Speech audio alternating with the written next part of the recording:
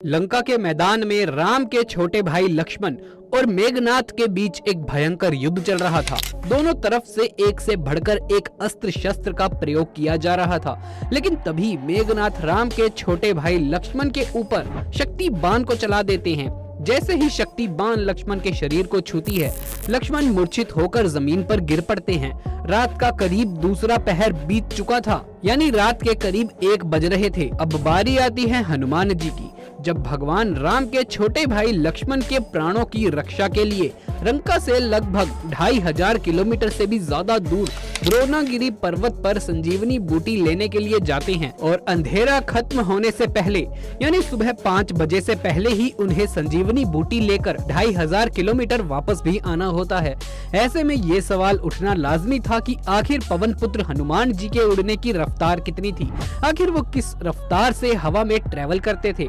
आपको जानकर हैरानी होगी, लंका से द्रोणागिरी पर्वत की दूरी को तय करने में किसी भी यात्री विमान को कम से कम 4 घंटे का वक्त लगेगा, लेकिन आखिरकार पवन पुत्र हनुमान जी किस रफ्तार से हवा में ट्रेवल कर रहे थे कि वो महज कुछ ही घंटों में वहां जाकर पर्वत को उठाकर वापस भी ले आते हैं। आज के इस वीडियो में हम इसी सवाल के जवाब को बड़ी बारीकी से बताएंगे, तो वीडियो को ध्यान से जरूर देखना। जब युद्ध अपने चरम पर था और इसी बीच मेघनाथ ने अपनी कुल देवी की तपस्या शुरू कर दी थी, तभी रावण का छोटा भाई विभीषण आकर राम को बताता है कि अगर मेघनाथ की तपस्या पूरी हो गई तो वो अमर हो जाएगा, जिसके बाद तीनों लोकों में से ऐसा कोई भी नहीं बचेगा जो मेघनाथ को मार पाएगा। इसीलिए किसी भी कीमत पर मेघनाथ के इस तपस्या को भंग करना ही पड़ेगा और उसे युद्ध के लिए ललकारना पड़ेगा। लेकिन मेघनाथ की तपस्या को भंग करते करते रात का समय हो जाता है। वो वक्त ऐसा था जब युद्ध के लिए सूर्योदय होने का इंतजार करना पड़ता था और सूर्यास्त होते ही युद्ध बंद हो जाता था। लेकिन इसके बावजूद भगवान के छोटे भाई लक्ष्मण ने रात में ही मेघनाथ को युद्ध के लिए ललकार दिया। आपको बता दें, जैसे ही सूर्यास्त होता है रात्रि का पहला पहर शुरू हो जाता है और जैसे ही सूर्य का उदय होता है रात्रि का चौथा पहर समाप्त हो जाता है। यानी कि इस हिसाब से देखें तो रात्रि के 12 घंटे में 4 पहर होते हैं। हर पहर में 3 घंटे का वक्त मिलता है, यानी कि हम जिस घड़ी में वक्त देखते हैं उसके अनुसार दूसरे पहर की शुरुआत रात के लगभग 9 बजे से होती है। यानी कि मेघनाथ और लक्ष्मण के बीच जो युद्ध की शुरुआत हुई उस वक्त रात के 9 बजे हुए थे। रामायण के अनुसार लक्ष्मण और मेघनाथ ने एक दूसरे के ऊपर बहुत भयंकर वार किए थे और ये युद्ध लगभग 1 पहर तक चला, यानी कि लगभग 3 घंटे तक, और उसके बाद लक्ष्मण मूर्छित हो गए थे। यानी मेघनाथ और लक्ष्मण ने रात के लगभग 12 बजे तक एक दूसरे के साथ युद्ध किया और उसके बाद वो मूर्छित होकर जमीन पर पड़ गए। जैसे ही लक्ष्मण मूर्छित होकर जमीन पर गिरते हैं, वैसे ही ये खबर भगवान राम तक पहुंच जाती है कि उनका छोटा भाई लक्ष्मण युद्ध के मैदान में पराजित होकर मूर्छित होकर गिर पड़ा है।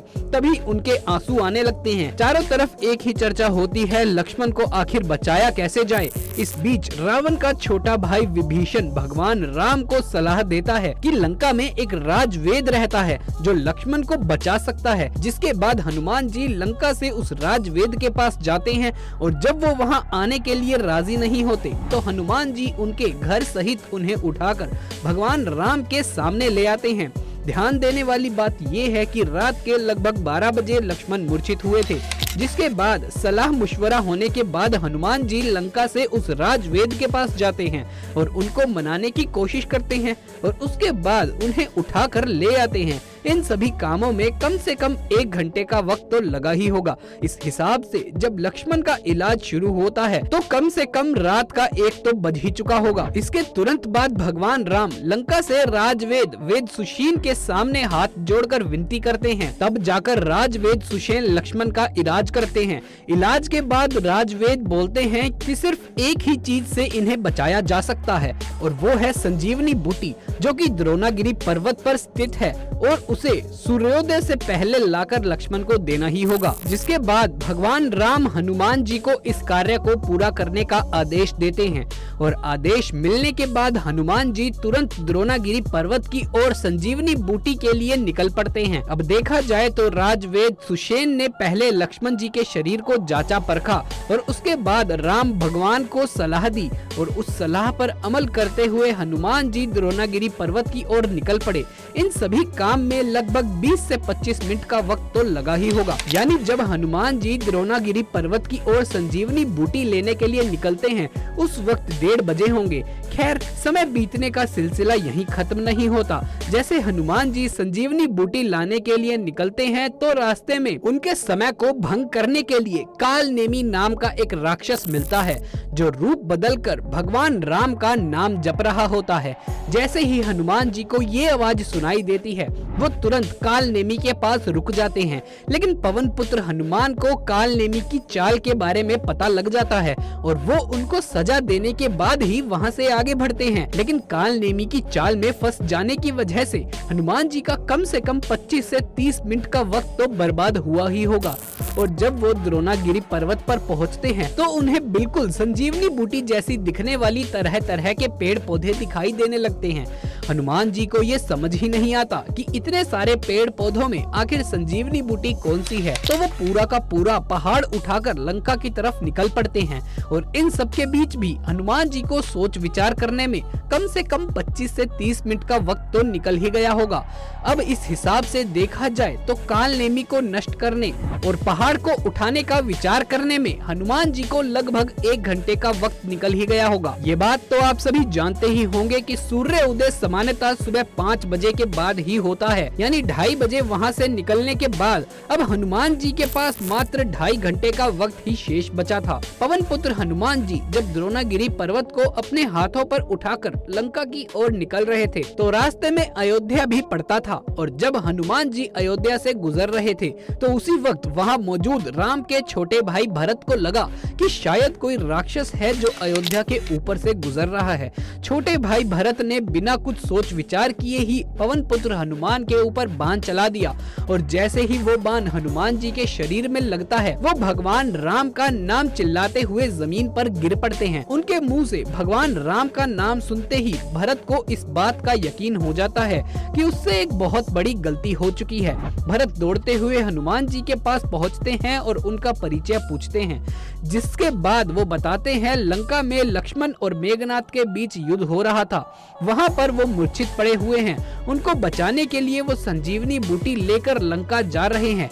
भरत रोते हुए हनुमान जी का इलाज करवाते हैं और उन्हें तत्काल लक्ष्मण के इलाज के लिए लंका की ओर भेज देते हैं। इस हिसाब से देखा जाए तो हनुमान जी को बाण लगने, उनका उपचार होने और वहां से दोबारा लंका की तरफ निकलने में कम से कम आधा घंटे का समय तो लग ही गया होगा। यानी हनुमान जी के 2.5 घंटे के वक्त में अब 30 मिनट और बर्बाद हो चुकी थी और उनके पास अब सिर्फ और सिर्फ 2 घंटे का वक्त ही बचा था।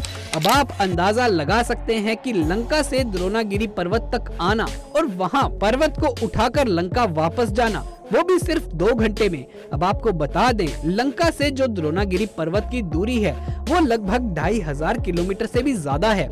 यहाँ तक जाना और वहाँ से वापस आना यानी कि 5000 किलोमीटर से अधिक का सफर और समय सिर्फ और सिर्फ 2 घंटा। यानी हनुमान जी जिस रफ्तार से उड़ रहे थे उनकी रफ्तार लगभग 2500 किलोमीटर प्रति घंटा की होगी। शायद आपको यकीन ना हो, लेकिन ये रफ्तार बंदूक से निकली हुई गोली से भी ज्यादा है। सामान्य शब्दों में कहें तो हनुमान जी के उड़ने की रफ्तार इतनी ज्यादा थी जितनी रफ्तार इस वक्त दुनिया की सबसे तेज फाइटर प्लेन की है।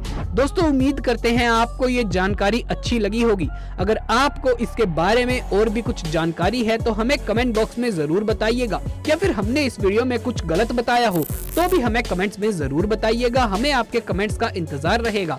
अगर ये वीडियो अच्छा लगा हो तो इसे एक लाइक कर दें। आगे भी वीडियो ऐसे ही देखते रहने के लिए हमारे चैनल को सब्सक्राइब करना बिल्कुल भी ना भूलें। जल्द मुलाकात होगी आपसे किसी अगली वीडियो में, तब तक के लिए आप सभी का धन्यवाद।